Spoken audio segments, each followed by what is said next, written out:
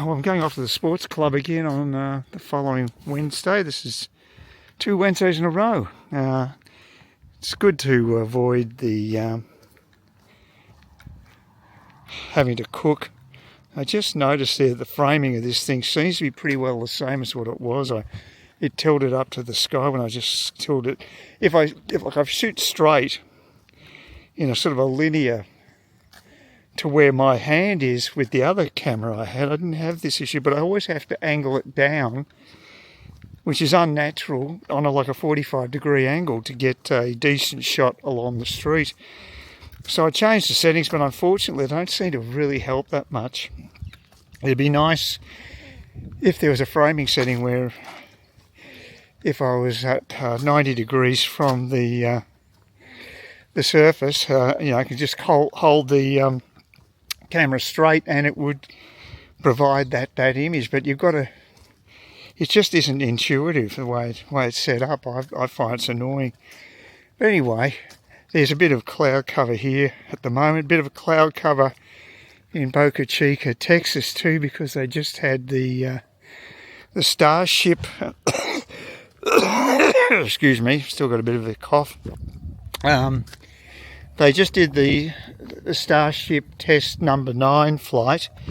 It looked like it wasn't even going to happen today because they had to stop the countdown at 40 seconds on 2 occasions. So it was looking problematic, but they did get off the ground.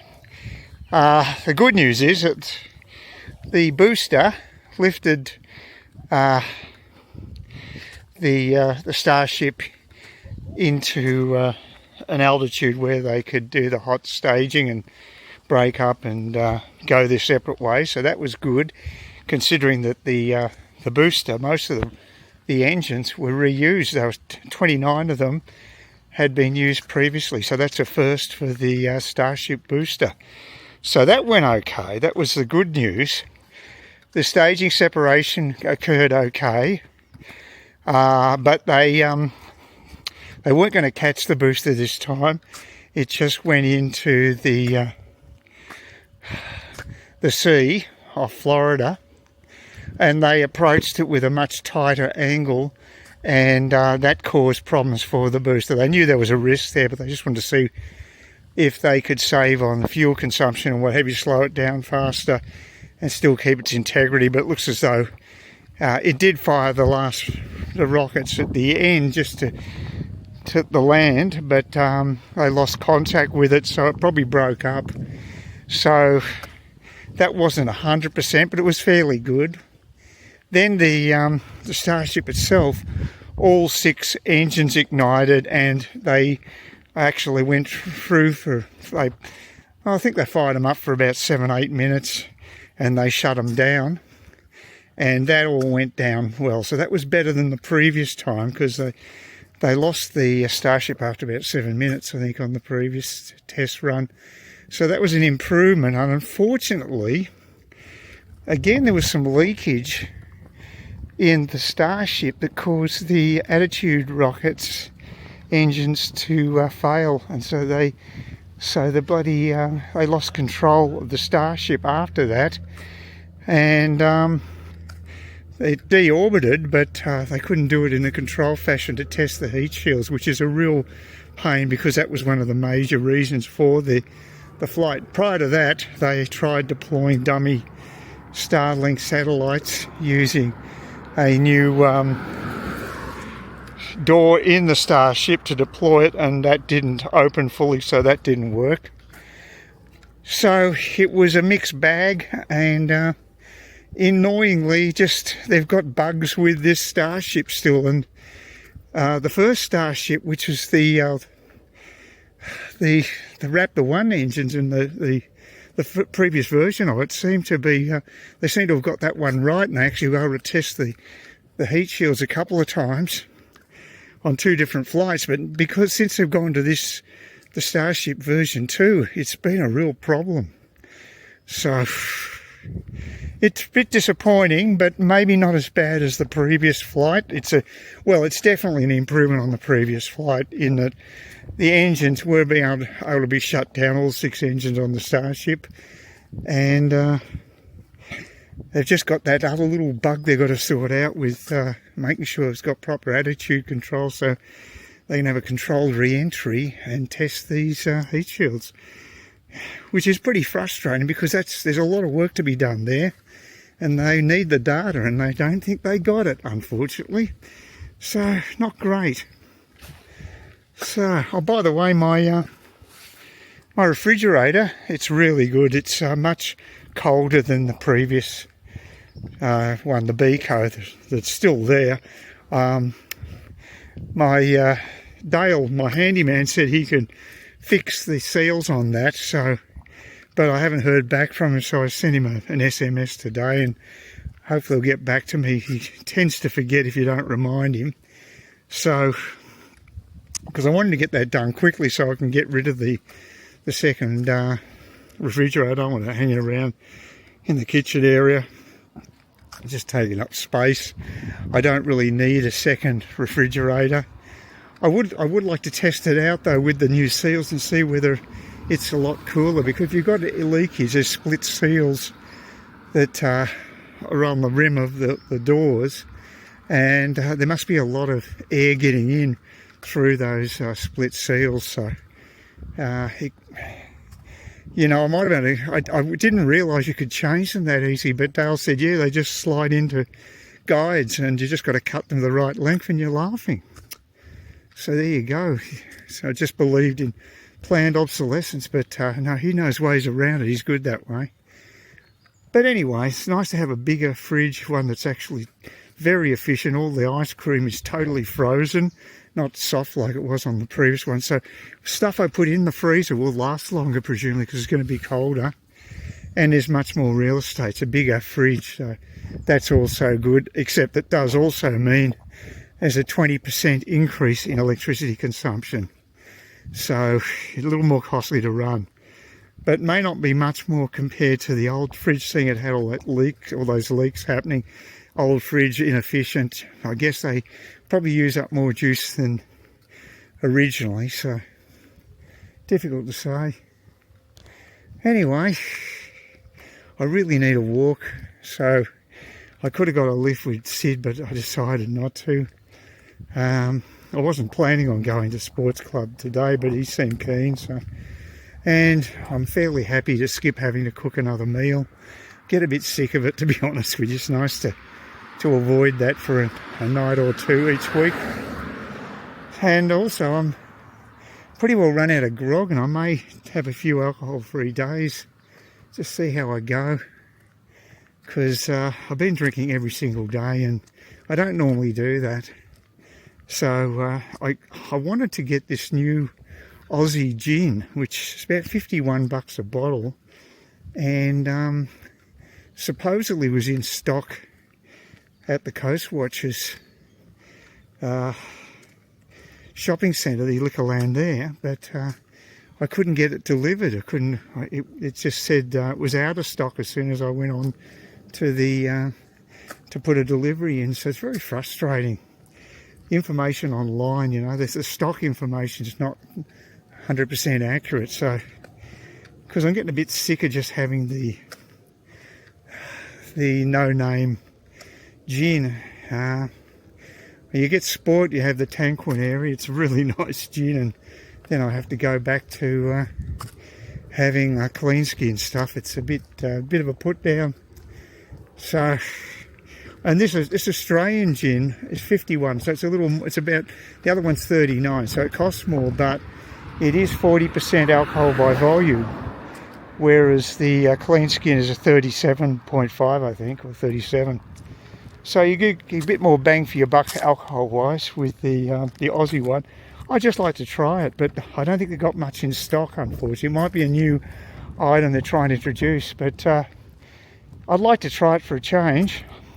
I'd like to have Beefeater, but again, Beefeater I can only get if I'm prepared to wait weeks, because it's at first choice, and they've got the same deal as Liquorland. You pay $2.50, you get free delivery, but I think their deliveries come all the way from Brisbane, so they take days, maybe weeks. So it's annoying.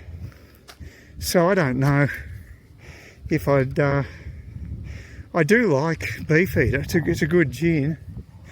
So I'm tempted, but I still have to wait a long time to get it. So those are my options. And I'm thinking this is an opportunity for me just to have a few days off the grog anyway, so no rush to get that other order in anyway. Save me a little bit of money and just give me a chance to dry out, and means when I get drinking again I'll probably enjoy it more. So that's the theory. Still no houses being built along here. This development, sorry, the framing's bad again. This development here, it's been like this for months, maybe 6 months now, and I haven't seen not one house in construction. It's very strange. You'd think one of these property owners would start building. I'm sure a few of them have been sold. I know they have got for sale signs. I can't see them, but I've been told by Sid that they are. So there you go. Well, it's Thursday yet again, and same routine. Got to spend a bit of time down Cairns before I come home and do my shopping. So it's going to be a long day. Medical professional got their teeth dug quite deeply into me today, so a fair slice of the day will be taken up with the public hospital. So the joys of old age, I guess. I noticed that I haven't banished the bees totally. There was a group of them. They formed a circle, and they were sort of just in a sort of a little hump on the side of the compost bin, but they're still on the outside. So I don't know what I guess they're living in the hope that maybe they can get inside it again. But I'll just have to leave it a bit longer. Maybe get Dale to have a look at it and see if he can interpret what's going on. I mean, I don't know how they would survive for over a week being covered like that inside the actual compost bin, but they might have enough food there to sustain them. I don't know. So I might have to leave it there for a month or so. I've no idea, but certainly I'm pretty sure they are the Asian bees, so it's good to get rid of them. I could live with them. I suppose it's good for the garden, but it's not good for the native bees. So I want to give them as much of a leg up as we can. They don't sting you, which is even better. So yeah, long journey today. That has to be done, and tomorrow will be off. Oh, the tavern pub, well, not the tavern pub really, it's a whole chain of pubs run by a Chinese organisation. They keep throwing specials at me for their stuff, and they've given me a half price special on all their classic meals, which is valid for a couple of weeks. And I can even get a half price pizza, which is pretty good. So probably a good thing I went to the sports club yesterday. I just had fish and chips, and that was quite nice. But I just didn't want to have a pizza every week or so. I'd like to give it 2 or 3 weeks break between pizzas. But it'd be nice to have one from another place, because I think I have had the pizza from that place, or it might have been the beach house. I think it might have been the beach house, but their food's okay at the tavern, so maybe I should try it. It's certainly a very good deal. So that would make it even cheaper than the sports club. I think we're going to see more of this, because people are hurting economically, and there'll be probably a lot more deals around, but it's good to see. So I've had a couple of really good deals from from the pub. So yeah, there's definitely an advantage to going with this particular hotel chain. They do offer a lot of discounts, and yeah, while we're on the gravy train, why not keep going, I reckon. Better the money be in my pocket rather than theirs. Yeah, I'm just heading off to Coast Watchers shopping centre in Trinity Beach. Go give the vampires another go at sucking blood out of my veins. So, yep, got to do a blood test and pick up some meds. And it's a good opportunity to get a bit of exercise, have a bit of a walk there, 25 to 30 minute walk. And I'm just not doing enough of that, so it's good on all medical fronts in that respect. Yeah, went to the tavern to have, well, what I was hoping to have is a half-price pizza, because I got a voucher as part of the tavern's online membership that gives 50% off classic meals. So I went there and went through the menu trying to find the a pizza. I was pretty sure they served pizzas, at least in the past, but there was nothing on the menu now, so that was a non-starter. So I ended up picking a Alaska. What was it called? Something Alaska. Anyway, Asian dish in any case. And I activated the 50% offer, which is on another screen, and then I went to the payment screen for that meal, and then it gave me the full price. It didn't give me any discount, and so I was a little bemused. And I tried a couple of times. I just couldn't get it to work. I couldn't get any help there. The woman on the cash register was flooded with people. We got there about 6 yesterday, so it was a bit busier than usual. Usually it's around 7 and it's not quite as busy. So I couldn't get any assistance. So I was wondering whether I was just going to basically watch Sid eat his dinner and me just stuff. Well, so what he suggested is, look, just order one of the steak dinners. It's actually only $1 more than the discounted price you should have got on the other meal. So there's not much difference there. I didn't really want to have a steak dinner, but I hadn't, I was in a bit of a dilemma there. So I went and ordered it online to be delivered to the table. And I got to the payment screen, and all of a sudden a discount turns up, a 50% discount. The steaks are discounted $20, which is a very good deal every Tuesday. But because I had the voucher, it discounted it 50% further, so it ended up costing me $10. So that was okay, except it really wasn't the meal I wanted. So not happy with their programming. It should have allowed me to get a 50% discount on one of the other meals, but as it was, I had the steak and it was fine, but I'm just getting a bit bored with it because I've had it a few times, and it's one of those things I'd have once in a blue moon, not on a regular basis. So that's just personal. And I don't know why they don't serve pizzas. I would have thought that'd be a big seller for them, because I know that the beach house does. So I'm a bit surprised that the tavern doesn't provide that. So a bit strange, but we live in a strange world. A lot of weird crap keeps happening, and especially with electronics and everything, you can't trust. Well, one thing did happen too, and this happens very rarely for me. Someone actually said hello to me that actually follows the channel, so thank you for that. They got me at a terrible time, so I do apologise if my mood wasn't exactly brilliant, because I was pissed off with this electronic discount system. But yeah, it's very nice of them to say hello and how they enjoyed the channel. So like I say, it's a rarity, but I do appreciate the kudos, so thank you for that. And so I can't remember I don't know if he gave me his name, but if he did, I can't remember it, so I'm sorry. And yeah, but it is nice to get a little bit of a recognition occasionally, because I do get comments, not a huge number, and so it's a little bit of a vacuum I work in. And yeah, by the way, still waiting to crack that 1,000 subs. I'm only 30 off at the moment, so if anybody's slightly inclined to subscribe to the channel, please do it, because it's getting within sight.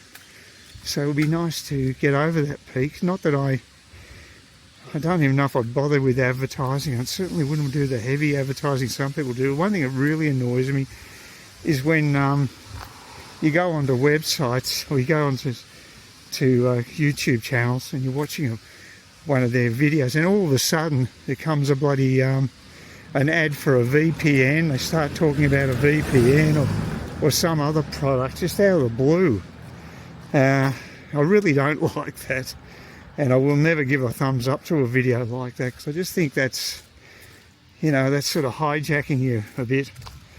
I mean, if you go on to watching a channel and you know that it's going to have advertising beforehand, well, that's just bad luck. You can't do much about that, but I think it's a little rough to just sort of spring ads on you in the middle, and quite a few creators do that, because if they've got quite a few subs, their companies will pay them a decent amount of money to endorse their products.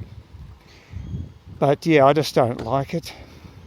I hate ads, and in most cases I don't have to watch any, although the only time they come up, because I've got ad blockers, is when it's for the one product which I've already used.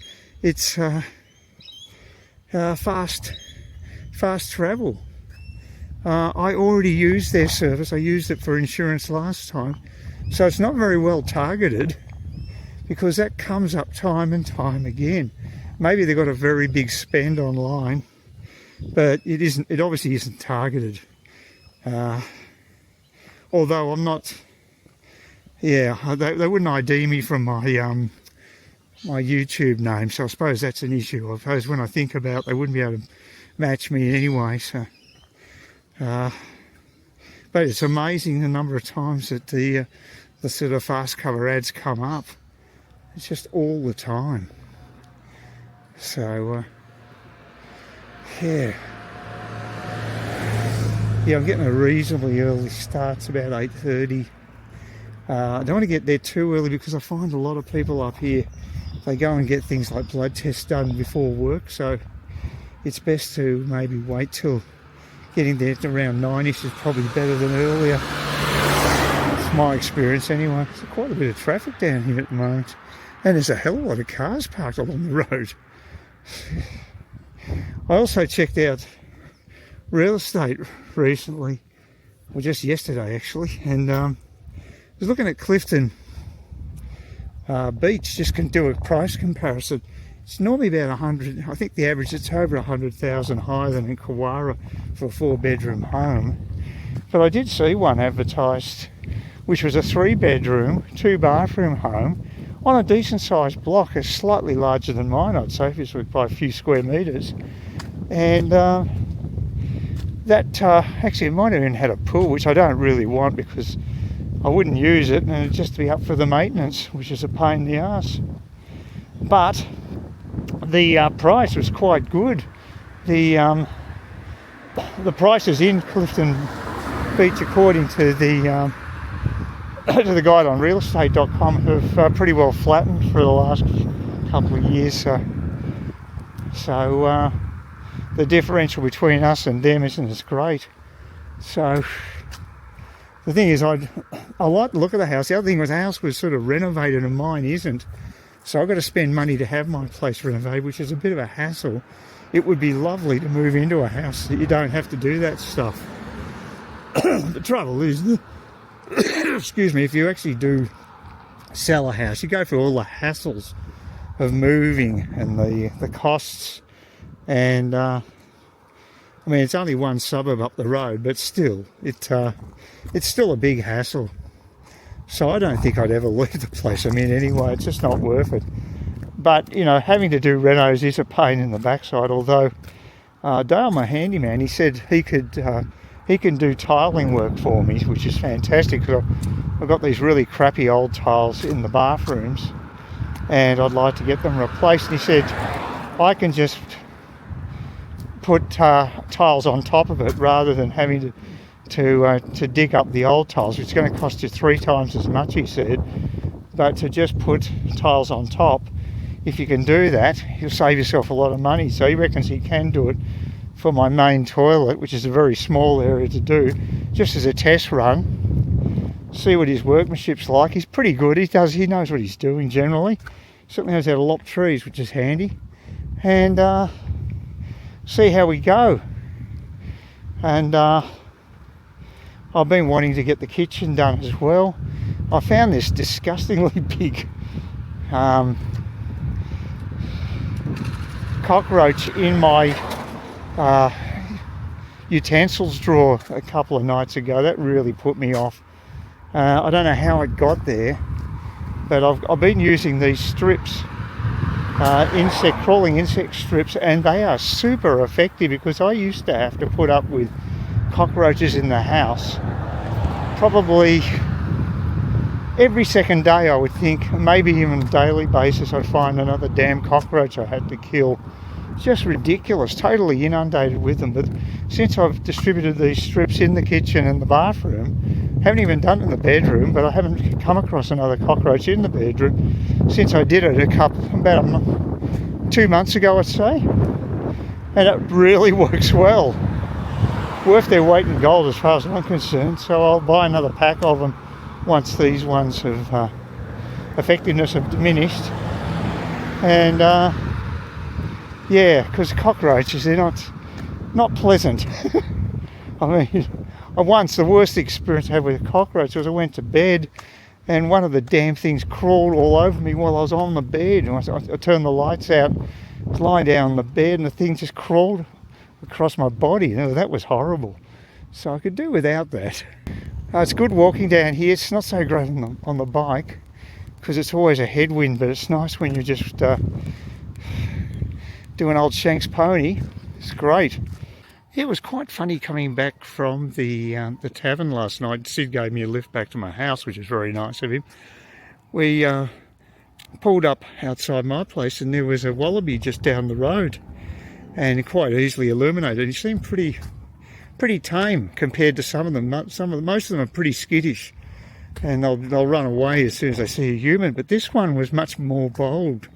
And what he actually did, this wallaby, when it actually was down near the cul-de-sac from my house, and it moved towards the car in a gingerly fashion, in a sort of stuttering fashion, and it ended up getting right outside my house, and then it raced across that area and went further down the street. But I've never been that close to a wallaby before that.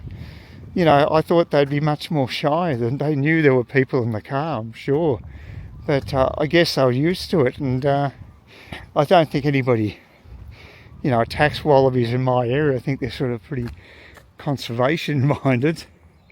And certainly my next-door neighbour, he looks after baby wallabies, so he's not going to be doing anything to them. But yeah, I've never seen one that was that bold, so that was quite extraordinary. And with my crappy eyesight, that was a treat, because I need to be pretty close up to them to see them properly. And there was no problem with the headlights flashing in the wallaby's face. Saw it quite clearly. So that was strange. I didn't expect that. I've also been I've been keeping up with what's happening with SpaceX and the Starship and everything. And I've got an audio book by Robert Zubrin, who actually started the Mars Society, and I think Elon Musk acknowledges that he was one of the inspirations for the plan to build the Starship to go to Mars. Although Robert Zubrin and Elon Musk do disagree on the exact mechanics of getting there. Zubrin thinks it's fine to have a Starship go to Mars, but he thinks that Musk should develop a smaller vehicle that will return to Earth, because and just keep the big starships on planet Mars rather than sending them back. But Musk opts for simplicity, and he didn't want to have a different propulsion system, so he just wanted to keep it simple with the one Starship design, and that's it. And but I agree with Zubrin on certain things. Like he said, he's got his doubts about this refueling idea with the Starship. If you're going to send it to the Moon or Mars, you have to like have about at least 6 Starship flights, refueling flights into orbit for the Starship that actually goes to Mars or the Moon. And that's very messy and hasn't even been proven that can be done with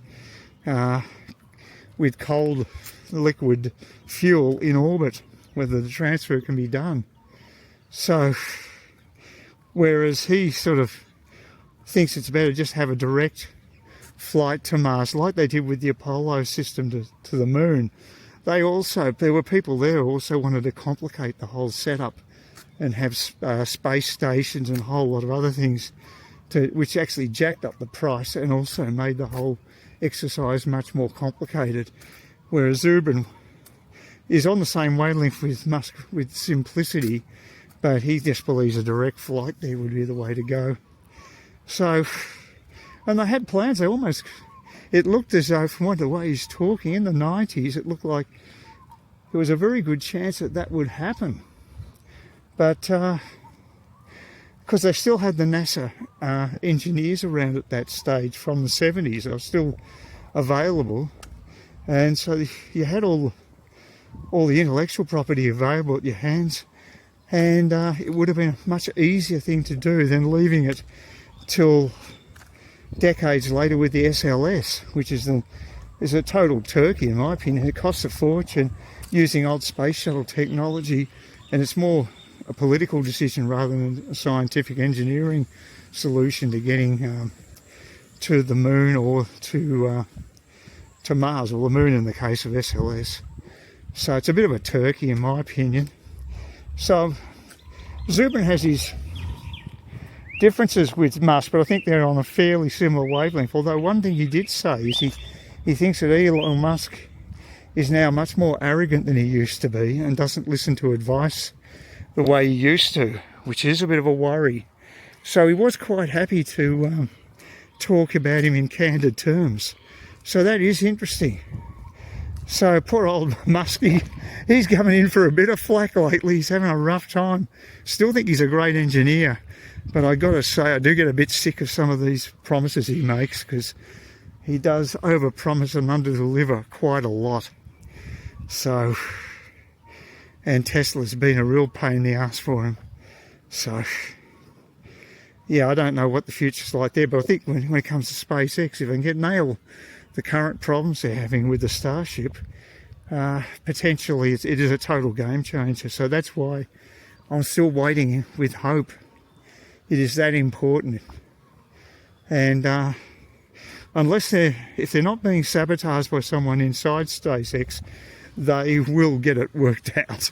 I'm not putting any conspiracy theories off the table, because Musk is not loved by a lot of people now, so it is a possibility that someone could do that to his program. They could throw a spanner in the works, both metaphorically and literally, which could cause problems for a Starship flight. No one else has mentioned that, but you know, you don't want to restrict yourself too much with ideas. Anything's possible in this crazy world we live in. Well, everything went smoothly except for the fact that I couldn't get one of my meds prescribed, one of my eye drops. It's called Gamfort, and it comes in 2 different dispensing systems. One is the standard eyedropper, and the other one is in individual droppers that are in a little plastic sort of disposable for one drop at a time. And they're the ones that don't have preservatives, because my eyes get sore if I use the standard ones. So, because it didn't specify the repeat for the that type of Gamfort eye drop, then they have to get another prescription, even though it's the same stuff, different delivery system. Just ridiculous. Although I think the chemist said it was different. Well, I don't know. It's different in that there's no preservative, sure. But, excuse me, but I imagine the active ingredient in the eye drops is the same. Medical bureaucracy, wonderful thing. So I'll have to have an appointment with a GP just to get the right eye drops. It's just ridiculous. Yeah, they've got to do something about this, make it a little more streamlined. What they should do is just get the pharmacist should be able to just contact the medical clinic, which is just literally round the corner, and just say to them, look, you know, can you just write up a script for this guy? I don't think it'd be an issue. I mean, it's not like the GPs know much about eye drops anyway. It's a specialist area. And, yeah, I don't know, just bureaucracy. Crazy.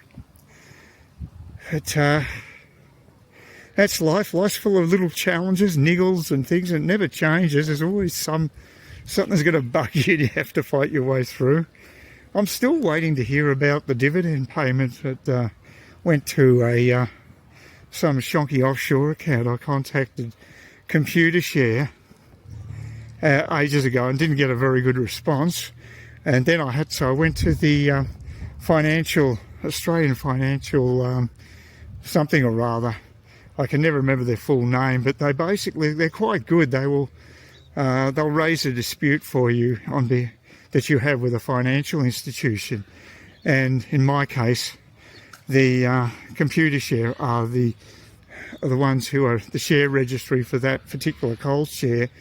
And they're saying we didn't do anything wrong. We're just following orders from CommSec, who is my broker in effect.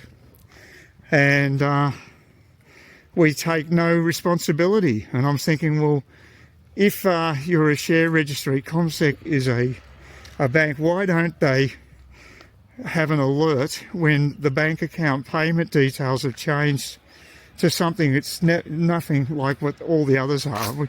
You'd think electronically it would be so easy to have an alert where you just contact the customer to confirm that these changes are correct. That's what a good system would do.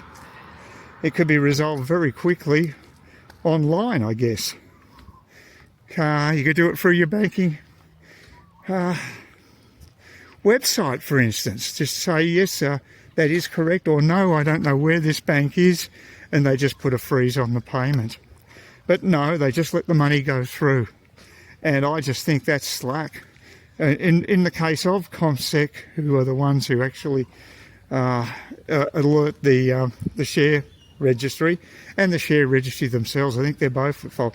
So I haven't heard back about this. It's been a few weeks and I'm not sure what's going to happen.